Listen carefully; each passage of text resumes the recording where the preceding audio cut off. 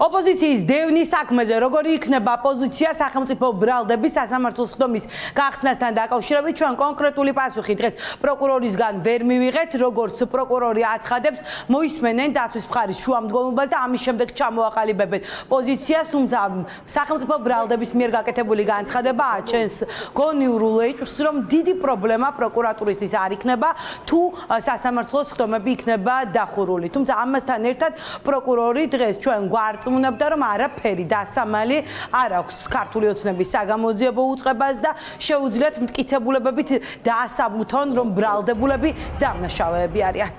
Ჩვენს ინტერესში არ არის საჯაროები. ჩვენს ინტერესში არის თელ საქართველოს გააგებინოთ, თუ დანაშაულს ქონდა ადგილი. ჩვენ არასდროს არ დაგვიმალავს რა მტკიცებულებები გვაქვს, ხო?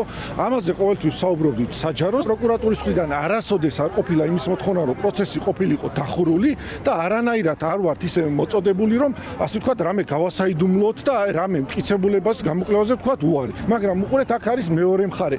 სასამართლო არის, აქვს თავისი წესები და ეხლა არავის ჭკუას არ ვასწავლი, მაგრამ სასამართლო დარბაზში არიან, იქ წესრიგი უნდა დაიცვა. ხომ ეთანხმებით თამაში?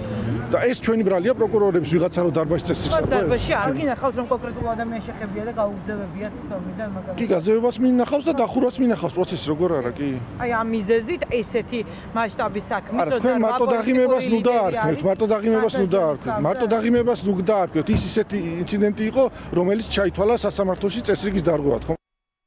მას შემდეგ რაკს მხარეები იმსჯელებენ სასამართლოს ხდომის გახსნასთან დაკავშირებით, შემდეგ უკვე დაცვისა და ბრალდების მხარეებმა უნდა თქვან შესავალი სიტყვები, სავარაუდოდ ბრალდებულებიც ისარგებლებენ ამ უფლები და ილაპარაკებენ ოპოზიციის დევნის საქმესთან დაკავშირებით. ზურაბ ჯაფარიძე ამბობს, რომ არანაირი მტკიცებულება ქართულ ოცნებას ამ საქმეში არ აქვს პროკურატურას საჯაროდ გაკეთებული განცხადებების გამო დევნის პოლიტიკოსებს.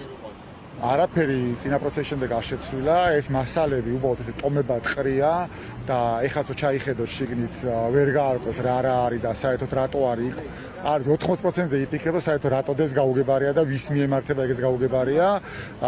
ეხლა რასაც ველოდებით არის ის, რომ რა ვიცი, ყოველ ჯერზე რაღაცები რო ხდება, იმას მე ამატებენ ხოლმე რაღაც ახალ ტომებს, ამიტომ შეიძლება ეხლა შემდეგი პროცესისთვის და ამატონ ახალი ტომი, სადაც საუბარი იქნება იმაზე და კადრები იქნება და რაღაცები როგორ შევხვდით ჩვენ ეუდოს საპარლამენტო ასამბლეის წარმომადგენლებს და მაგას დებენ ამ მასალებში, ხომ ეს ყველაფერი რას მიემართება, ვის მიემართება, რისი დარღვევა, რა უნდათ გაუგებარია.